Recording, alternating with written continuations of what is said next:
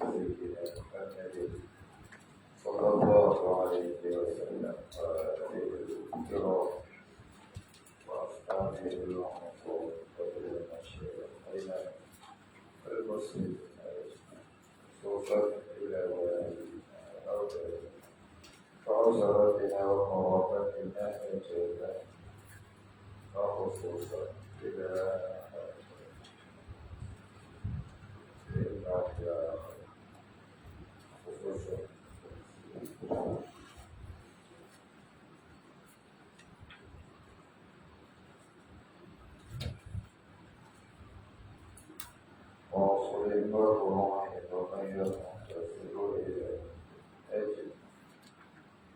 شيء لله الفاتحة. أعوذ بالله من الشيطان الرجيم. بسم الله الرحمن الرحيم. الحمد لله رب العالمين الرحمن الرحيم مالك يوم الدين إياك نعبد وإياك نستعين اهدنا الصراط المستقيم صراط الذين أنعمت عليهم غير المغضوب عليهم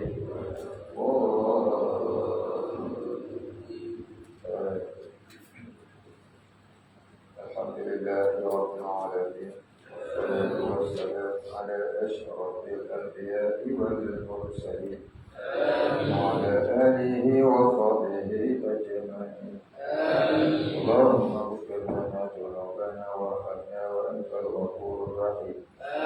رضينا بالله ربا وبالإسلام دينا وبمحمد نبيا ورسولا. رب اشرح لي صدري ويسر لي أمري واحلل عقدة من لساني يفقهوا قولي. لا علم لنا إلا ما علمتنا إنك أنت العليم الحكيم. اللهم اجعلنا من التوابين واجعلنا من المستغفرين واجعلنا من المتطهرين واجعلنا من الموحدين واجعلنا من المحتدين واجعلنا من المخلصين لرشدك واجعلنا من العارفين واجعلنا من العارفين واجعلنا من عبادك الصالحين واجعلنا من المتقين. اللهم أتنا بحياة العلماء بموت الشهداء. اللهم نجنا من القوم الظالمين. اللهم نجنا من القوم الظالمين. اللهم نجنا من القوم الظالمين. الحمد لله رب العالمين. بسم الله الرحمن الرحيم. الحمد لله رب العالمين والصلاة والسلام على أشرف الأنبياء والمرسلين وعلى آله وصحبه أجمعين. رب اشرح لي صدري ويسر لي أمري واحلل عقدة من لساني يفقهوا قولي. قال المصنف والمؤلف رحمه الله تعالى ونفعنا به وبعلومه وبركاته آمين يا رب العالمين. Qala musannaf, maka misal pada af'al itu. Af'al makna perbuatan.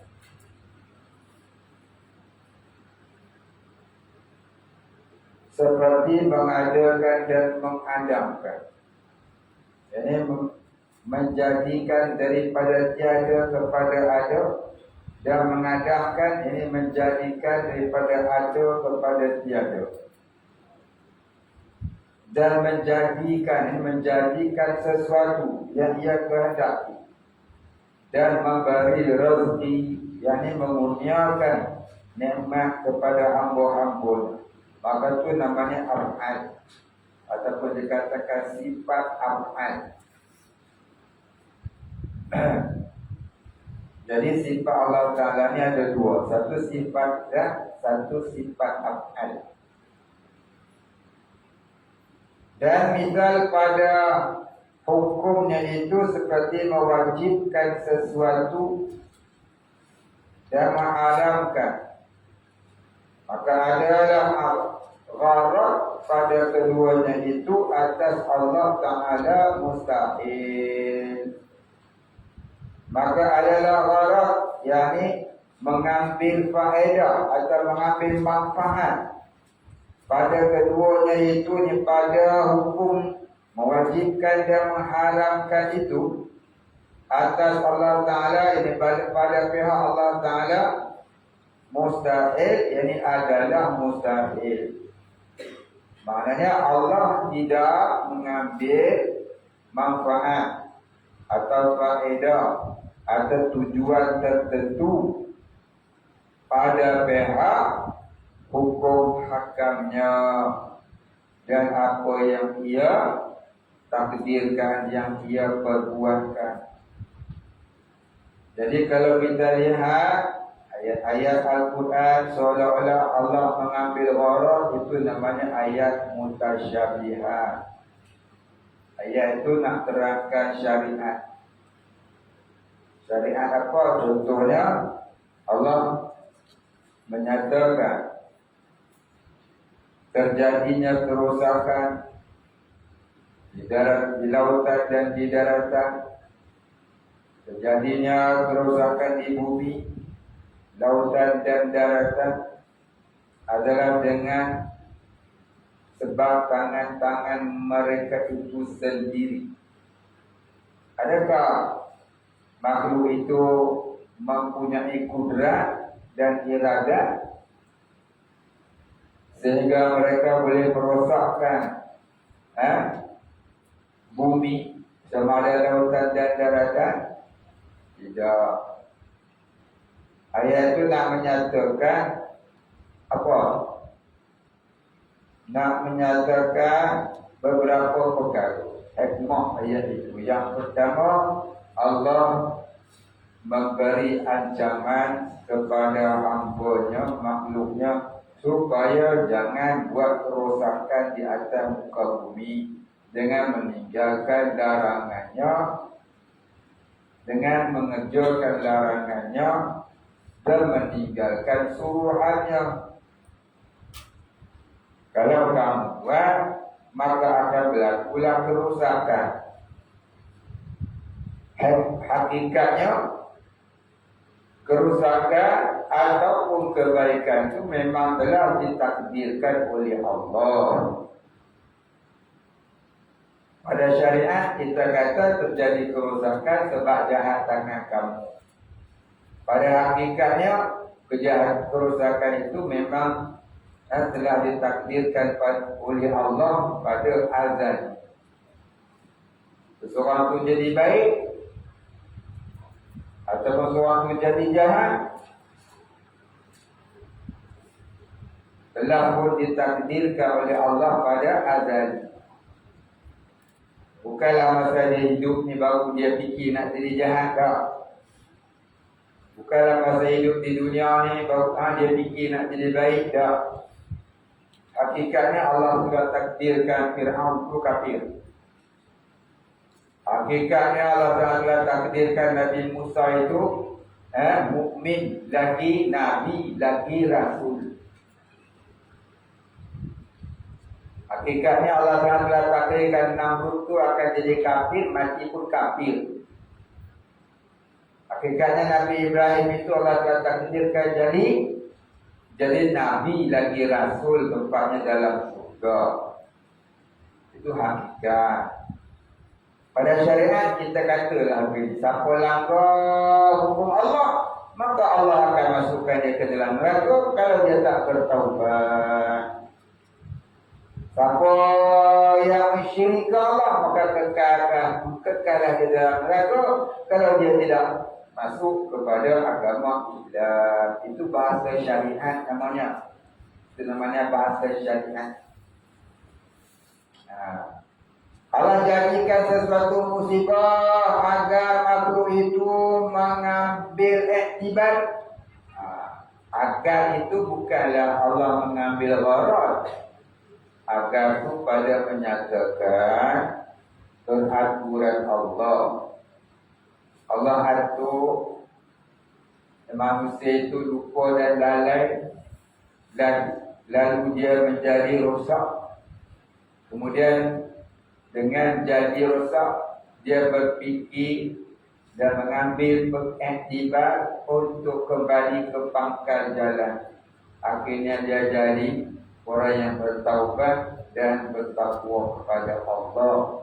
Maka itu namanya sunnatullah, peraturan Allah begitu. Ya, Allah menghendaki begitu berlaku. Pada syariat kita kata berlakunya musibah itu hikmahnya agar hamba itu mengambil iktibar dan kembali ke pangkal jalan. Itu bahasa syariat. Tapi hakikatnya sunnatullah, Allah yang mengatur begitu.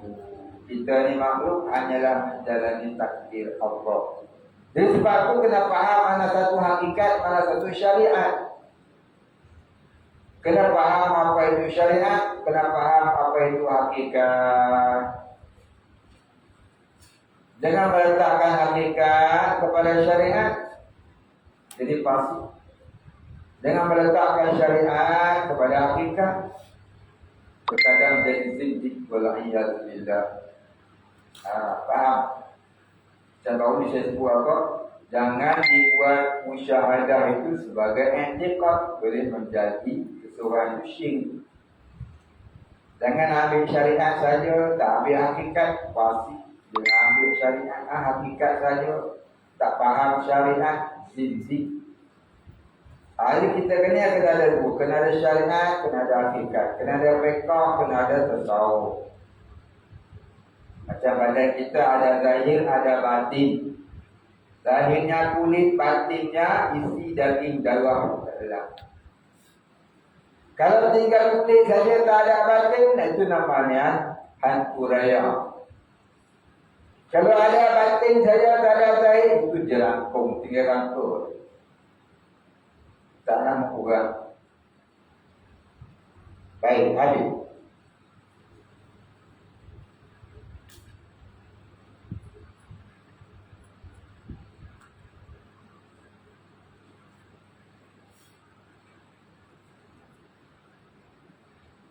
Kerana yang berkehendak mengambil gharat di dalam keduanya, yang mengambil manfaat di dalam keduanya, sama ada mengadakan ataupun menghadapkan, menunjukkan kekurangan, menunjukkan sifat kekurangan, maka hendak menyempurnakan dia, jadi berhajat kepada menyempurnakan dia. Macam kita mengadakan makanan supaya kita kenyang, nanti dah masuk dalam perut kita, fikir pula macam mana nak buang dia. Kerana apa? Kerana berhajat kepada menyempurnakan dia. Makanan itu menyempurnakan kelaparan. Buang sisanya itu menyempurnakan kebersihan maidah. Dan Allah Ta'ala telah kata,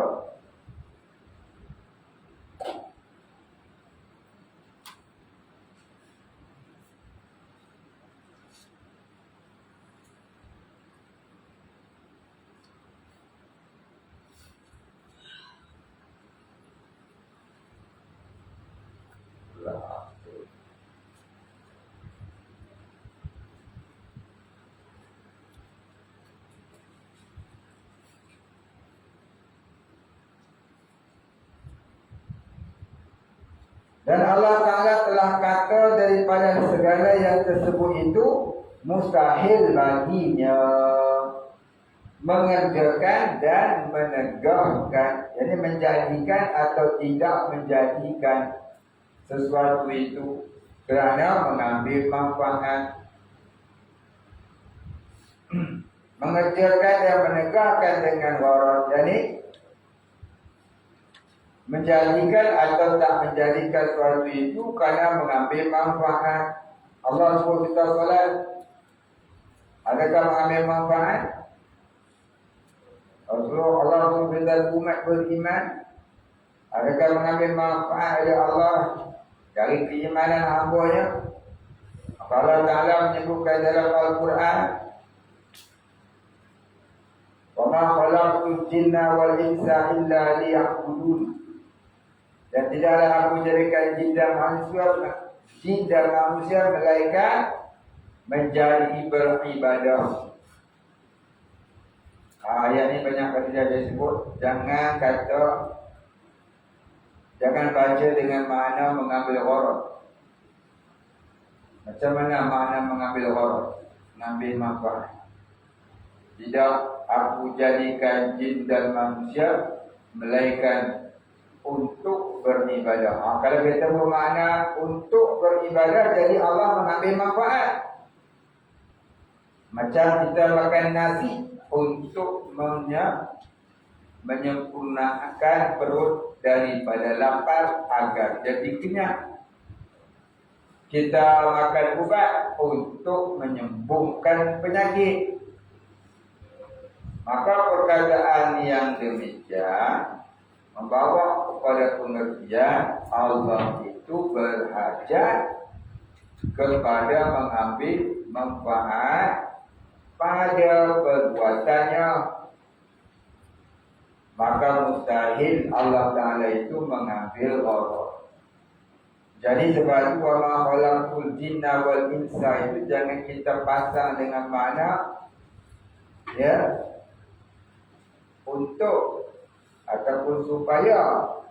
Tidaklah Allah jadikan jin dan manusia itu melainkan untuk ataupun melainkan supaya beribadah. Jangan dalam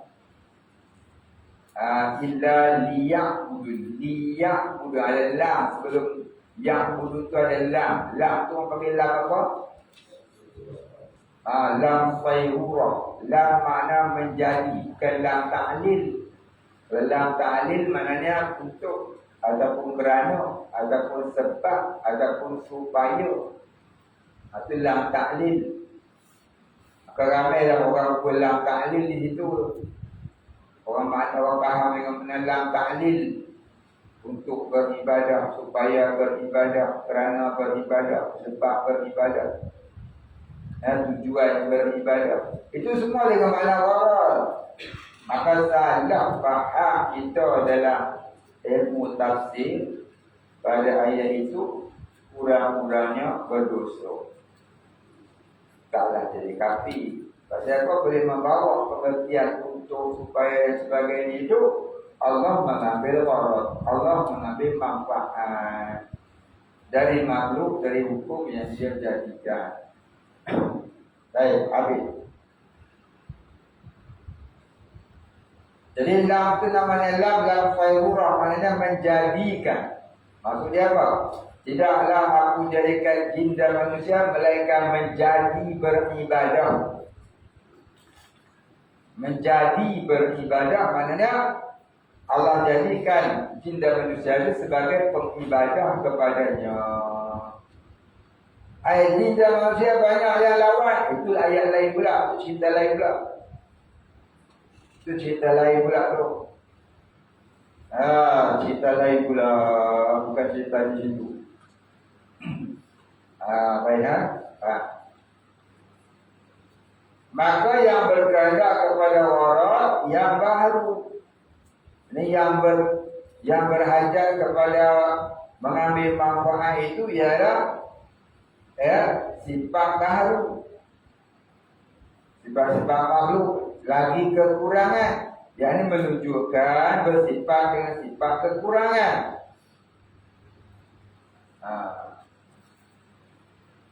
Hendak menyempurnakan kekurangannya. Jadi dia buat satu perkara itu dengan tujuan nak menyempurnakan kekurangan. Macam orang hari ni kan nak naik, jatuhkan orang atas. Dia boleh naik. Pasal apa? Pasal dia ada hajat, ada matlamat. Macam orang politik. Orang politik nak naik duduk di atas, dia kena untuk mengaji, buka rahsia-rahsia musuh supaya orang tak sokong musuh, supaya orang sokong dia. Matlamat dia apa? Tujuan dia apa? Supaya dia naik duduk atas. Itu kata bahasa kepada orang.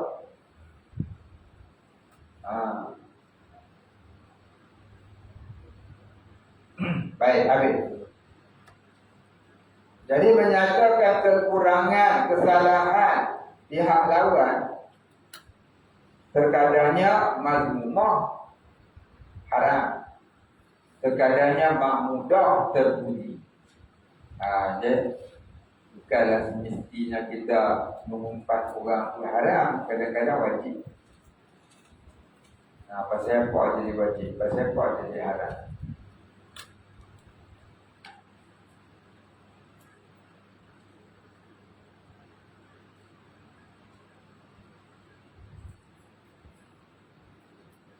Ini dia tanya. Bolehkah kongsikan amalan bersanad yang boleh diamalkan apabila kita ada hajat besar? Ngaji tauhid dengan 3. Tu pengajian bersanad. Saya nak kongsikan di sini mengaji tauhid dengan 3. Jadikan ilmu tauhid sebagai amalan istiqamah kita. Jadikan ilmu tauhid sebagai amalan istiqamah kita. Jadi siapa yang sentiasa bertauhid dan mentauhidkan Allah, maka itulah sebesar-besar amalan. Inna Allah lam yaqrid syai'an afdalu minat tauhid. Sungguhnya Allah Ta'ala tidak memperlukan sesuatu yang lebih utama daripada tauhid. Itulah amalan yang paling utama itu ialah tauhid. Ya. Kerana zikir, afdal zikri fa'lam annahu la ilaha illallah. Seafdal zikri itu, maka dalam ketahui, iaitu kau menyebut la ilaha illallah. Maka bacalah la ilaha illallah sekurang-kurangnya pagi 100, malam 100. Itu yang afdal. Jadi amalan ni apabila kamu ingat Allah, nescaya Allah ingat kamu. Kamu ingat Allah tak kala kamu senang, Allah ingat kamu tak kala kamu susah. Jangan masa susah baru nak bayang hajat. Jangan bila kita pening kepala Allah, barulah nak ambil Quran nak baca, baru nak baca Yasin nak baca apa. Tu namanya amilun bi ghairi aqlin. Ahli ibadah tak ada akal sama dia. Bila sesak, barulah nak pergi masjid, baru nak pergi sebuah, baru nak tanya nak mepah. Itu namanya amilun bi ghairi aqlin. Maka jadikanlah diri itu istiqamah ala ubudiyah. Saya apabila kamu duduk pada tempat sesak, ya, Allah ingat kamu. Ya. Ada satu amalan diamalkan oleh sahabat-sahabat Nabi dan juga umat yang terdahulu sebelum umat Nabi Muhammad. Mereka bertawasul dengan amalan istiqamah mereka. Contohnya ada satu kisah, tiga orang sahabat ni, mereka terperangkap dalam gua. Mereka masuk dalam gua sebab hujan. Tiba-tiba pintu gua itu tertutup. Tertutup macam mana tak tahulah, jatuh batu besar ke depan dia ke, kalau tertutup ataupun macam mana tak tahu, Allahu a'lam. Maka menyebabkan mereka ni tak boleh keluar daripada gua. Bila tak boleh keluar daripada gua, maka kata dengan seorang ni, marilah kita berdoa pada Allah dengan bertawasul dengan amalan kita yang pernah kita buat. Mudah-mudahan Allah Ta'ala tolong keluarkan kita daripada gua ini. Maka kata salah seorang di antara mereka berkata dengan bertawasul dengan amalan dia. Dia minta doa sama Allah dengan bertawasul dengan amalan dia. Apa amalan dia?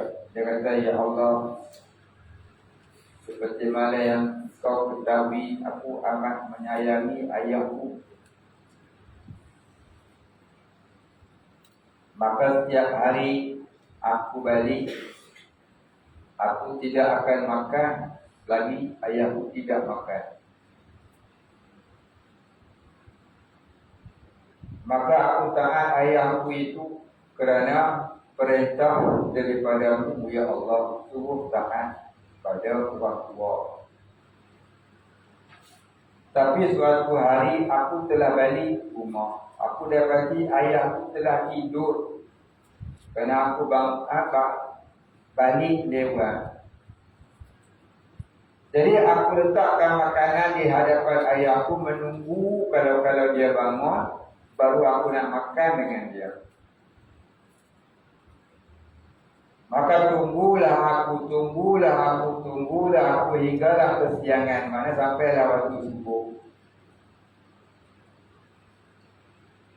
Jadi bila dia bangun waktu itu, ayah aku makan, maka barulah aku makan.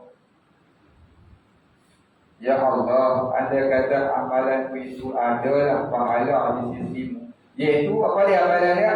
Dia tunggu, takut tak makan, melainkan ayah dia makan dulu.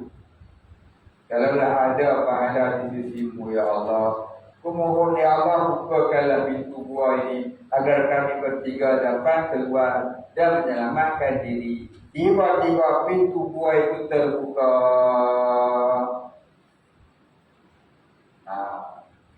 Dia menunjukkan apa? Amalan di mana buat. Dia amalan itu istiqamah. Bila jadikan istiqamah, maka kita sesak, kita minta Allah Ta'ala dengan berkat amalan itu. Dengan masa nak ada hajat, barulah nak masjid, mayang hajat 12 rakaat. Jadikan sembahyang hajat itu sebagai amalan hari-hari. Nama dia solat istiqamah hajat. Mayanglah kami 4 rakaat, 2 rakaat, mayang solat istiqamah hajat. Bila kita ada hajat, barulah kita doa. Dan hajat itu hari-hari. Namanya sembahyang istiqamah hajat. Solat istiqamah hajat 2 rakaat. Bila kita ada hajat, sembahyang itu juga, mari kita doa. Maka itulah sebaik-baik amal, iaitu walaupun sikit tapi ia berpanjangan. Jangan dah sesak baru nak sembahyang 40 rakaat. Bila tak sesak, sembahyang subuh belum. Sembahyang maghrib pun guru. Itu namanya abidun biwali aqlin. Jadi hukum bertawasul dengan ibadah itu adalah sunnah. Bukan dalam kitab Ibnu Hajar, dia kata bertawasul dengan amalan itu termasuklah sunnah. Baik, habis. Bermula Allah Ta'ala itu fa'ilun yang muhtarun, lagi ghani daripada segala makhluk. Bermula Allah Ta'ala itu fa'ilun, yakni Tuhan yang memperbuat segala sesuatu. Yang muhtarun. Muhtarun itu daripada kalimah apa? Khairun. Muhtarun itu daripada kalimah khairun. Maknanya yang memilih. Artinya yang memilih. Tuhan yang maha memilih, ataupun Tuhan yang maha membuat kebaikan.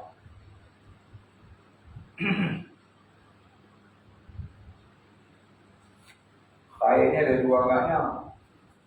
Memilih pun boleh, kebaikan pun boleh. Kalau kita mengaji kitab fiqh, kita nak pergi beli barang, kita duduk dalam majlis khiyar. Ingat? Apa ingat? Apa ingat? Ada? Orang panggil khiyar majlis. Majlis tawar menawar.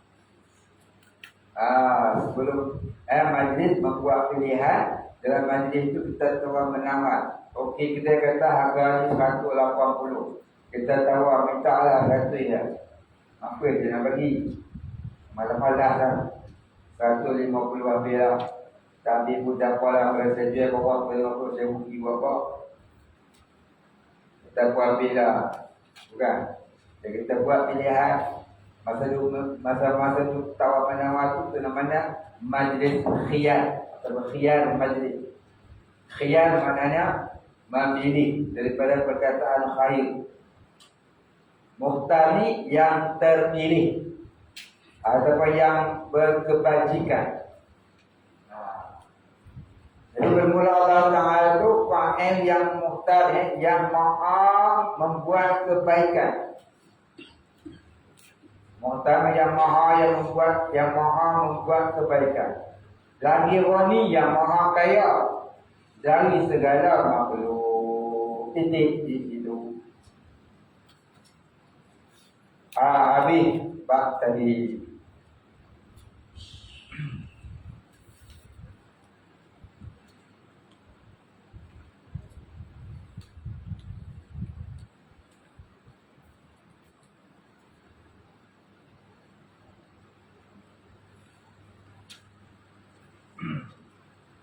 Baik, Habibah al-mumatsalatu lil awali. Masuk yang kelima dan kelima. Alla yakuna qa'iman bi nafsi. Bahawa dia berdiri dia dengan sendirinya. Ini lawan bagi qiyamuhu bi nafsi. Lawan bagi qiyamuhu bi nafsi. Jadi berdiri Allah dengan sendirinya. Seperti bahawa ada ya sifat yang berdiri dengan zat, atau ada dia berkehendak kepada mukhassasin, artinya fa'il, yani yang menjadikan bagi dirinya. Apa maksud mukhabah? Qiyamuhu binafsi. Lawannya alla yakuna qa'iman binafsi. Qiyamuhu binafsi maknanya apa? Apa maksud qiyamuhu binafsi ni? Umar?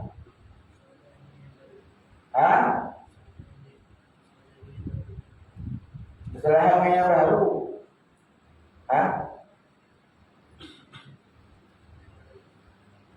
Kesalahan yang lain. Jawablah. Kekuasaan juga. Kekuasaan.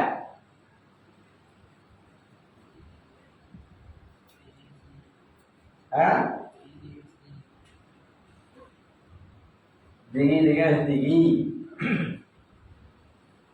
Kesalahan dengan yang baru. Kau pening. Mengelamun.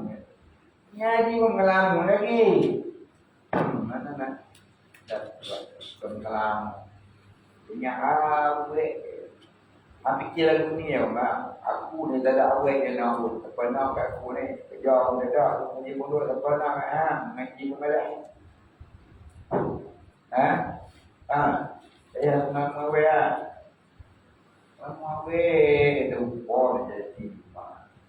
Jadi ngelamun dia. Jamu binasi apa ya? Kesalahan yang baru. Ayo.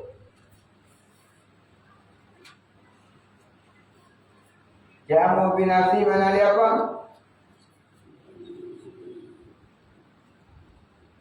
Apa maksud berdiri dengan sendiri? Ilmam, nafi'am apa dia? Ingat? Ingat?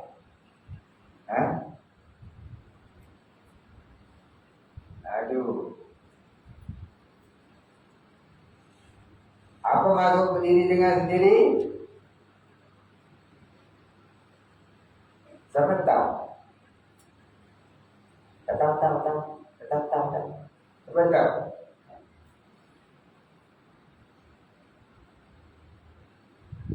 Apa tahu kan? Jangan. Tahu kan? Tahu.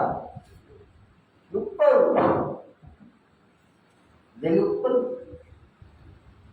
Macam mana apa solat mak? Fala tasihul ibadah illa bi ma'rifatil mahbub. Tak sah ibadah mereka kenal Tuhan yang disembah. Habis kalau lupa Tuhan, kalau lupa sifat Tuhan, kalau lupa dia kata lupa Tuhan, sifat Tuhan kalau lupa, confirm lupa Tuhan. Kita ni kalau tak ingat Tuhan, ingatlah sifat-sifatnya pun jadilah. Ni sifat dia pun dah ingat. Dia mau ke? Kan mati ni cuma 40 apa ya? Apa yang kita budak yang sudah pasti apa lah? Allah wujud hidup bako, walakatuhu lil awali, iyahu ta'ala binafsi. Itu budak-budak nak oi, bukannya budak nak jadi bapa budak lah. Mau tak mau apa nak? Patut dulu tak ingat.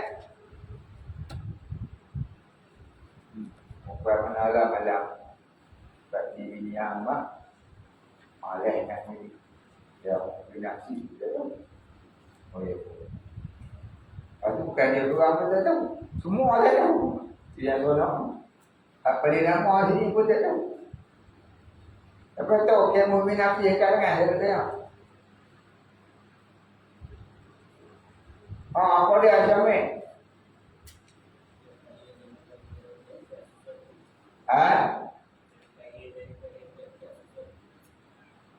Terkaya juga tak ada satu. Apa mana terkaya ni kita satu. Kau pala kau hidup kau gigi. Kau gigi mata tu kosong. Kau apa kau buang keterai. Apa dia? Kau hidup lah.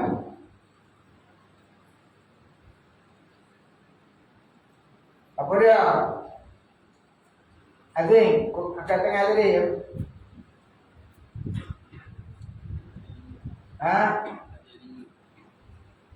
Apa?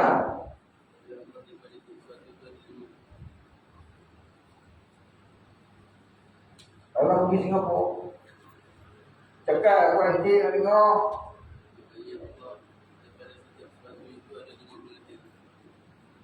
Ada 5 pengertian. Apa dia? Abang tunjuk.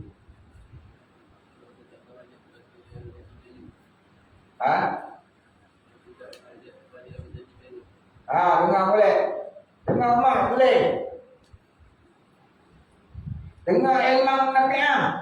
Boleh. Yang binafsi itu ialah Allah itu maha kaya. Ada 5 pengertiannya. Nombor 1, Allah tidak berhajat kepada apa?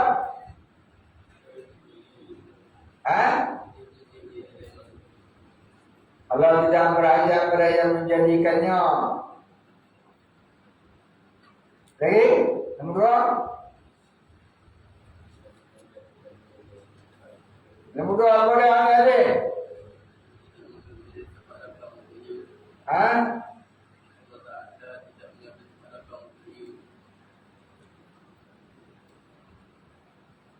Allah tidak mengambil tempat lapang untuk ia wujud.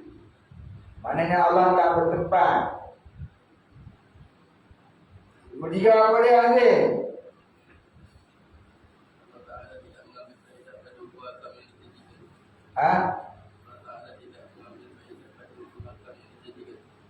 Allah tak mengambil faedah dari hukum hakam yang ia hukumkan ke atas hamba-Nya.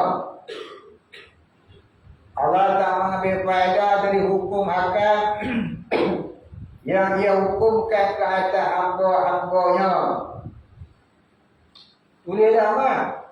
Kalau dia kombinasi tak suka dengan makhluk. Sudah. Dulu bapa artinya tidak, artinya dekat. Sewujud artinya berkata-kata orang. Namun dia tinggal dalam alam rumah. Mutia, lupa apa? Hah? Hah? Lupa. Boleh? Lupa. Boleh apa?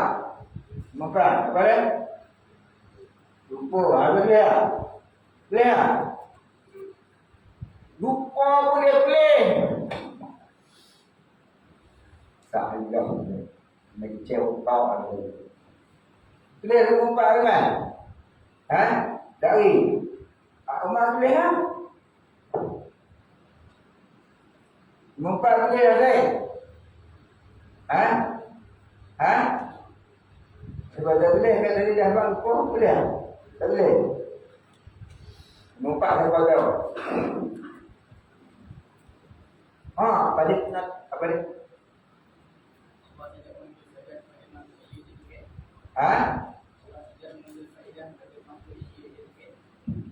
Bukan tadi dah kau betul tadi apa? Allah tambah hajat pada yang menjadikan. Yang kedua, Allah tambah hajat pada tempat. Tiga, Allah tambah hajat pada hukum hakam yang dia hukumkan. Empat, empat. Tadi tak boleh lupa. Allah akan mengambil faedah dari makhluk yang dia jadikan. Berlima? Seperti yang berlima? Boleh efektif, boleh production.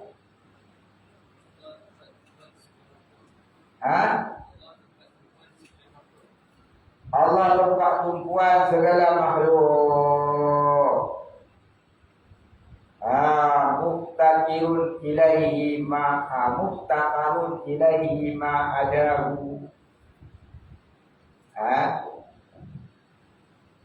Muftaqirun ilaihi ma adahu, berhajat kepadanya oleh segala sesuatu. Allah itu muftaqarun, tempat berhajat. Makhluk ini muftaqirun, yang berhajat. Itu makna Allah Maha Kaya.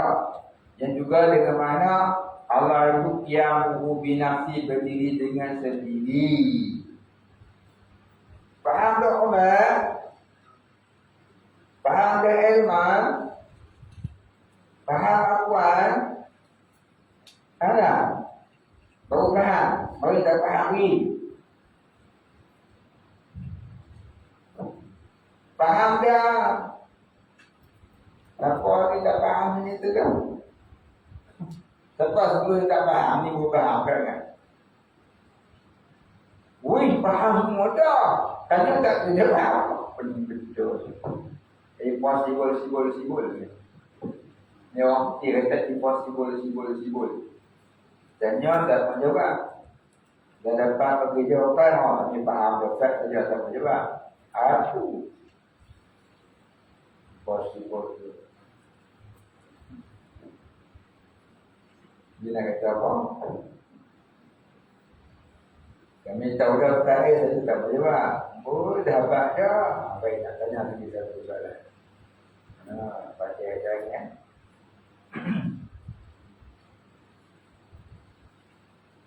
Muhtamarun tu dengan muhtaqirun. Mana dulu? Muhtamarun dulu kan muhtaqirun dulu?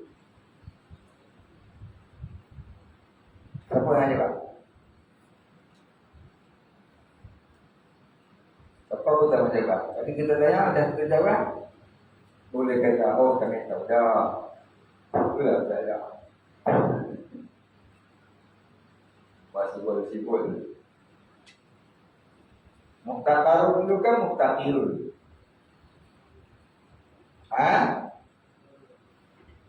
Muhtaqarun dulu kan muhtaqirun dulu? Umar. Pasal Tuhan kata muktakarun.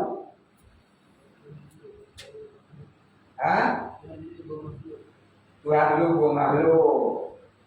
Tapi apa? Tasrif muktakirun dulu kan muktabalun dulu.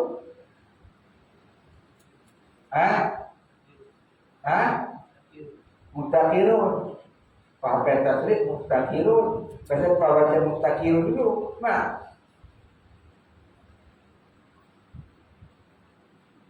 Kalau telinga bilang, itu berupa belas.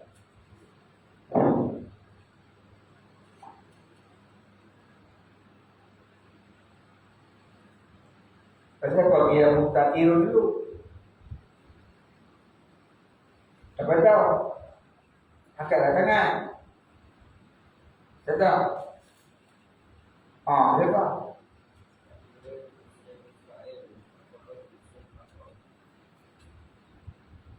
Apa siapa? Mustaqalun dulu, bau muftakirun dulu. Nanti sampai tadi muftakirun dulu.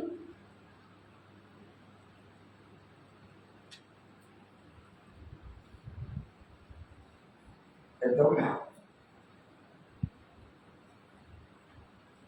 Kalau ikut tasrif 10 tu, mestilah bisa faham dulu, bisa makmul. Tapi kalau tak muktaqarun dan muktaqirun dalam ilmu tauhid, muktaqarun dulu. Pasal Allah dulu, macam umat jawab tadi.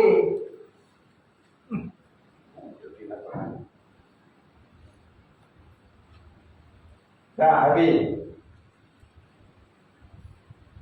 Alla yakuna qa'iman bi nafsi, bahwa tiada berdiri ia dengan sendirinya ini lawan bagi qiyamuhu bi nafsi. Seperti bahwa ada ia sifat yang berdiri dengan zat Allah Ta'ala, itu bukanlah sifat yang berdiri dengan zat.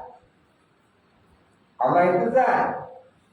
Maka zat tak beranjak kepada tempat. Kalau sifat itu wujudnya pada diri zat. Jadi Allah itu bukan sifat, Allah itu zat. Jadi zat tak berhajat pada satu sifat itu berhajat kepada zat. Macam warna tak berhajat kepada diri benda. Diri benda tak berhajat kepada sifat. Diri benda ni, kalau makhluk kita panggil apa?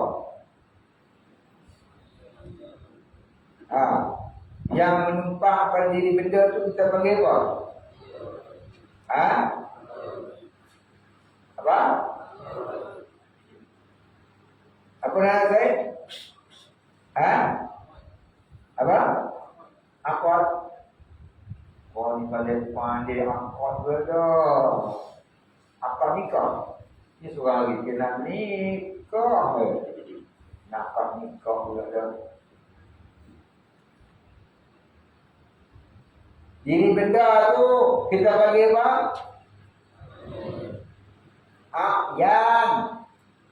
Yang menumpang pada diri benda tu kita panggil apa? Arab, bukan akad. Safety dalam production. Bukan akad. Akad tu akad nikah. Akad tu namanya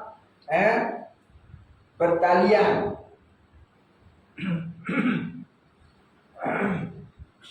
Ataupun simpulan tentang akad. Akad tu simpulan.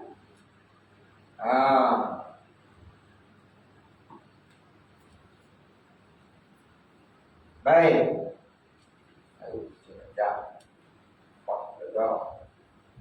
Kalau diri Allah dengan makhluk, diri Allah kita panggil apa? Sifatnya kita panggil apa? Yang ada pada zat Allah kita panggil sifat. Diri Allah kita panggil zat. Diri makhluk kita panggil hakya. Yang menumpang pada diri makhluk kita panggil Arah. Bila nak boleh ingat dah dia angkat pula dah.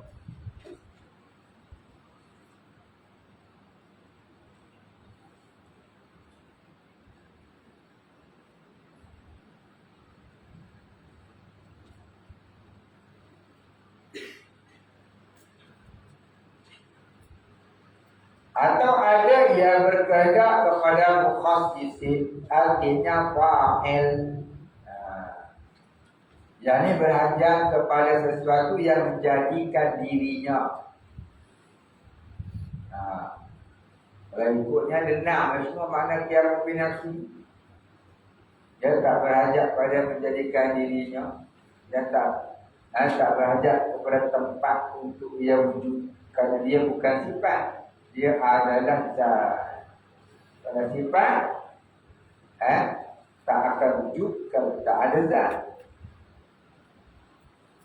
Baik, boleh tak kita kata sifat Allah berhajat kepada zat Allah? Tak boleh. Boleh tak kita kata Arab berhajat kepada Aqyan? Boleh tak? Boleh tak kita kata sifat dan zat itu berlainan? Pasal kalau tak boleh.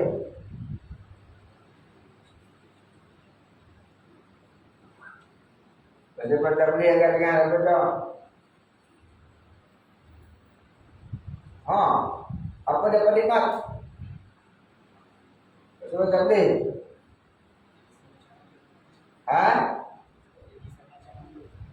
Apa dia? Jadi macam makhluk. Pasal jadi macam makhluk.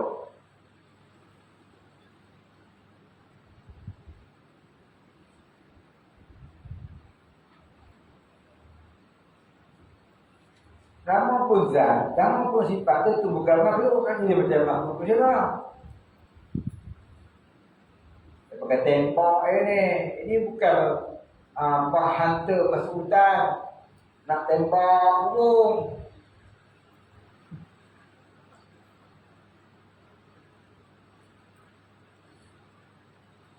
Betul tak? Dah ni nak katakan lah.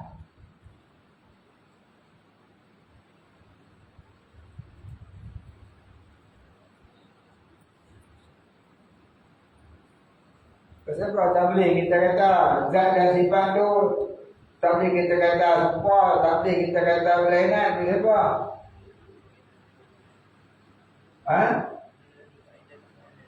Apa? Apa? Ada tulis lebih ikut. Apa lagi tu? Pagi benda apa? Yang kata Tuhan kau ni apa pula dia apa? Ada suka-suka nak tembak angkat tangan dulu marui. Lepas tu baru jawab. Jangan terus jawab. Orang kata tak mengajar dah. Okay. Ni orang lama kan. Mana? Orang lama semua dah tahu kau. Orang baru. Daripada rumah. Orang lama. Dari semua ada belum.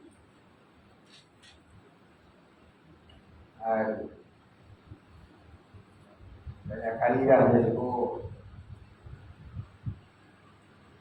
zat dan sifat Allah tidak boleh dikatakan serupa, tidak boleh dikatakan berlainan.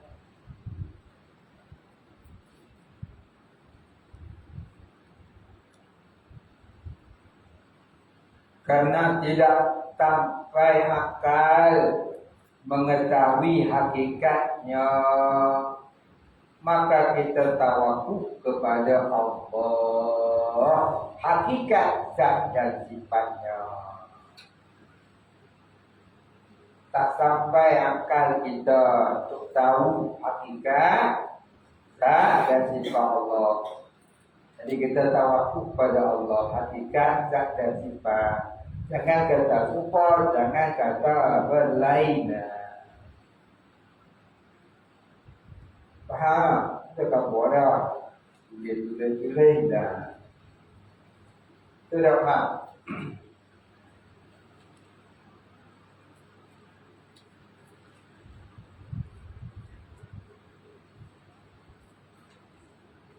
Baik, habis dekat tu. Kemudian katanya dan keenam, wallahu a'lam. Habis tu dah dekat tu kan. Punya menyambut lupa ni. Mana?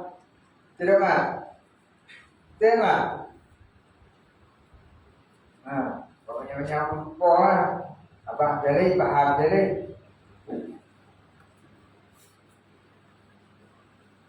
Abang jadi, faham jadi. Nampak kan? Okeylah. Kita jawab soalan. Soalan yang kedua. Tadi yang pertama. Yang kedua.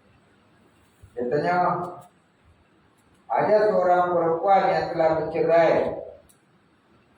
Orang yang ramai. Masyarakat rumah perempuan cerai. Apa tu?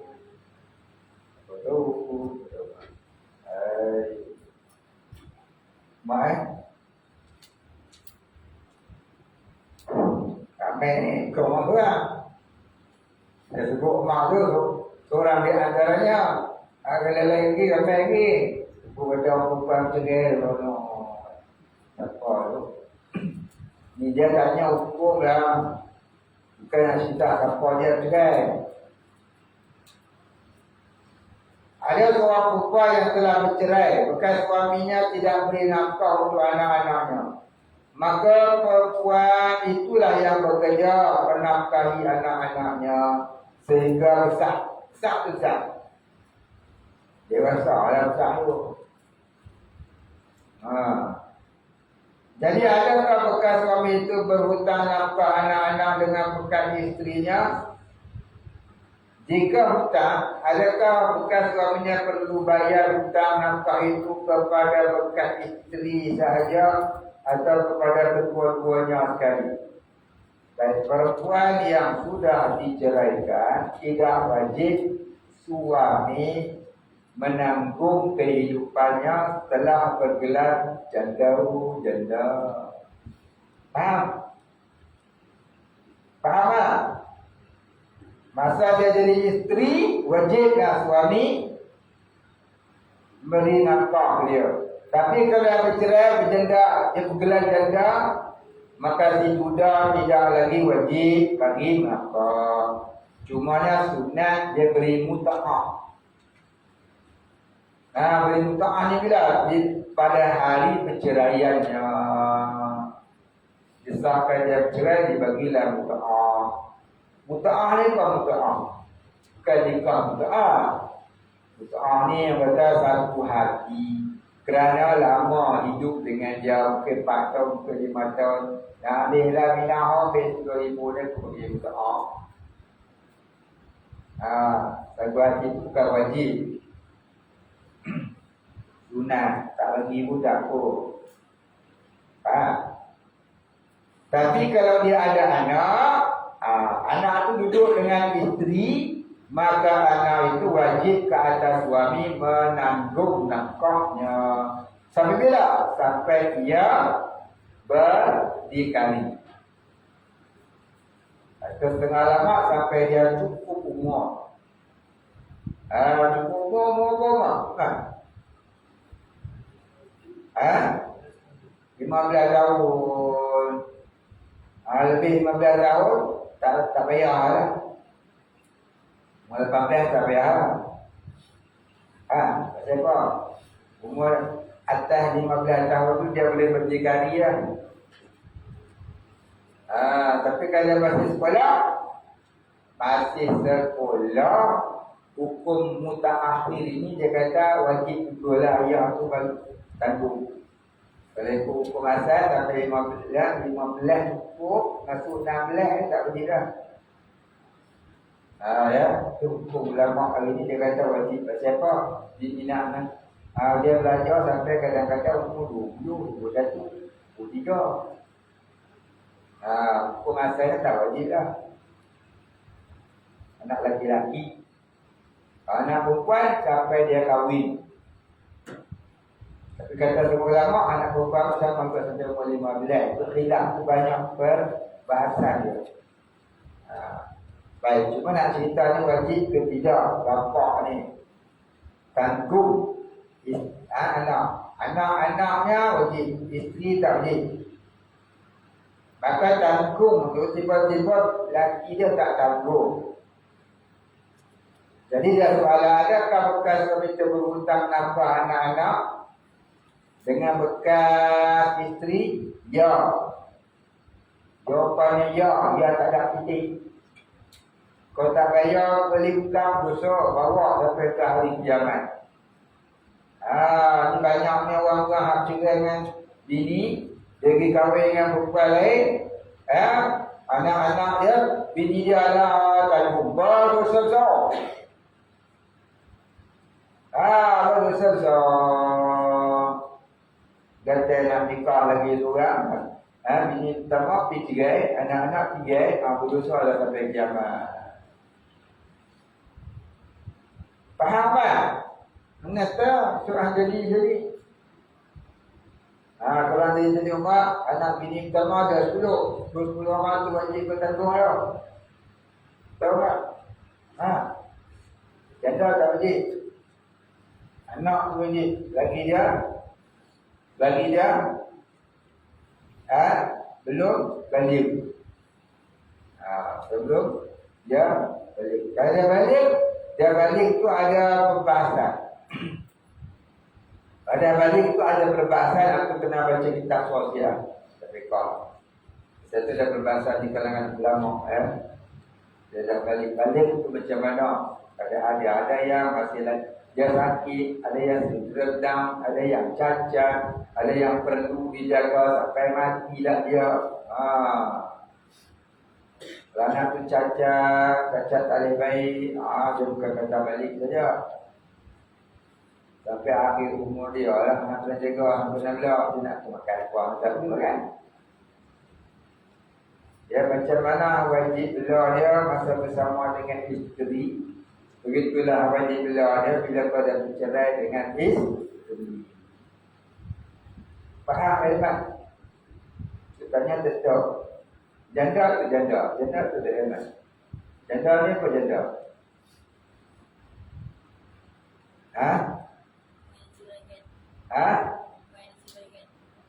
Apa? Boleh kata? Ceraian. Perempuan yang diceraikan. Betul ke Mak? Janda ni perempuan diceraikan? Betul? Api apa? Dua markah. Janda tu lah janda boleh tak? Janda tu tak faham. Apa dia? Janda baik. Betul. Siapa pernah pergi janda baik dekat dia? Ada apa lah? Ada produk Syah Nurdin Al-Banjari. Baik, habis kata. Jika hutang, adakah suami perlu bayar nafkah itu kepada bekas isteri saja atau kepada kedua-duanya sekali, anak-anak? Dia hutang apa? Kalau hutang isteri, bayar bekas isteri je lah. Dia hutang kat isteri, bayar kat isteri je lah. Tak payah bayar kat anak. Wallahu a'lam. Betul tak faham? Dia hutang isteri, pergi bayar kat anak. Kita nak beli hutang, bayar dekat orang yang kita hutang. Pengen bayar kat orang lain. Melainkan isteri itu mati. Gila bayar kat wali dia, anak tak kuat lah. Pakai ganti dia. Dia nak bayar, mahal mana? Mak baru pathway. Kat mana? Accident kat highway. Bila tanah, I know me, kata orang. Jadi, nak kena bayarkan satu hutang tu. Bayar kat anak kan? Lepas tu balik habis, Niat bayar dekat mak dia 2 hari. Pasal apa? Pasal bila orang tu mati, dia tak boleh memiliki apa-apa. Semua yang dia miliki jatuh kepada ahli waris. Ya. Maka jadi hak ahli waris. Sebab tu kena bayar kat anak-anak dia. Dekat ashabul furud. Apa dia? Golongan yang layak menerima faraid harta. Anak dia lah saya. Faham Ilman? Baik, soalan yang kedua. Yang ketiga dah habis. Tak. Bolehkah seorang perempuan yang sedang haid baca surah Yasin niat zikir? Surah yang istiqamah dibaca setiap hari. Ya, boleh. Mana dalil? Pasal dia kata wazkurullaha katsiran la'allakum tuflihun. Dan ingatlah Allah sebanyak-banyak, nescaya kamu akan menjadi orang yang mendapat kejayaan. Jadi disuruhnya zikir banyak-banyak menunjukkan apa dia? Katsira, maknanya tak ada had, tak ada waktu yang tertentu, boleh baca sentiasa. Tak ada masa cuti, tak ada masa kena stop. Tapi kalau solat, solat ni ada waktunya. Waktu boleh, waktu tak boleh, waktu wajib, waktu haram. Kalau zikir ni wazkurullaha katsiran la'allakum tuflihun. Zikir ni tak ada waktu haram. Tak ada waktu yang tak boleh. Mereka unik gala-galanya boleh. Mereka dalam tanda. Dalam tanda saya zikir buat tasbih banyak-banyak. Kau zikir dalam tanda la ilaha illallah Muhammadur Rasulullah. Sesat Allah. Faham? Tapi lagi balik-balik tidak ada zikir dalam tanda. Udah. Ya kan? Dan saya dapat jadi zikir dalam sungai. Rumah tidak ada. Jadi dia menjilat sungai. Betul. Zikir dalam sungai tu. Sungai bukan ada. Itu dah ada. Sungai besar lah. So, sungai besar kat mana? Sungai besar kat Selangor.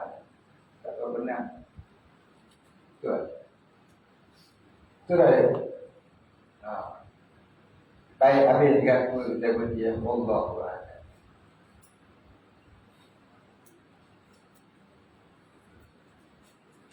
Al-Fatihah. A'udzubillahi minasyaitonir rajim. Bismillahirrahmanirrahim. Alhamdulillahi rabbil alamin. Ar-Rahmanir Rahim. Iyyaka na'budu wa iyyaka nasta'in. Ihdinas siratal mustaqim. Siratal ladzina an'amta 'alaihim ghairil maghdubi 'alaihim waladdallin.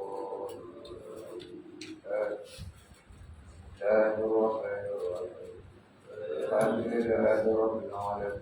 Wassalatu wassalamu ala asyrafil anbiya'i wal mursalin wa ala alihi wa sahbihi ajma'in. Allahumma ighfir lana dhunubana warhamna wa antal ghafurur rahim. Allahumma ighfir lana dhunubana wa liwalidina warhamhum kama rabbayana shighara. Masyarakat wal muslimin ajma'in. برحمتك يا أرحم الراحمين. صلى الله على سيدنا محمد وعلى آله وصحبه أجمعين. ربك رب العزة عما يصفون. سلام على المرسلين والحمد لله رب العالمين.